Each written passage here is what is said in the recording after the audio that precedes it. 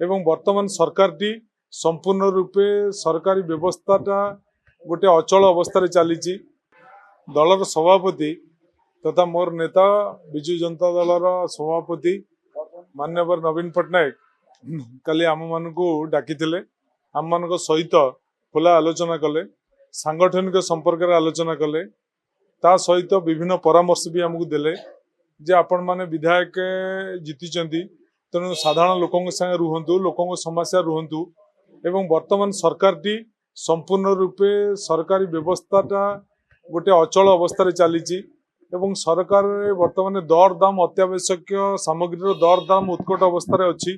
जहाँकि गरीब लोक ठारू आरंभ कर मध्यवित्त मान बाधुची तेणु ये संपर्क में जन सचेतनता सृष्टि करा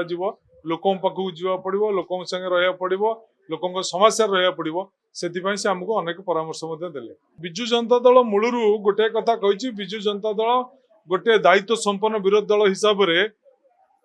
गृह भितर एवं गृह बाहर तार भूमिका निभेब तेणु निश्चित भाव में जो ओडिशा लोकंर स्वार्थ हानि हे ओडिशार स्वार्थ हानि हे गरीब लोकंर स्वार्थ हानि हे विजु जनता दल निश्चित भाव में आग्रेसिव मोड रे जीव।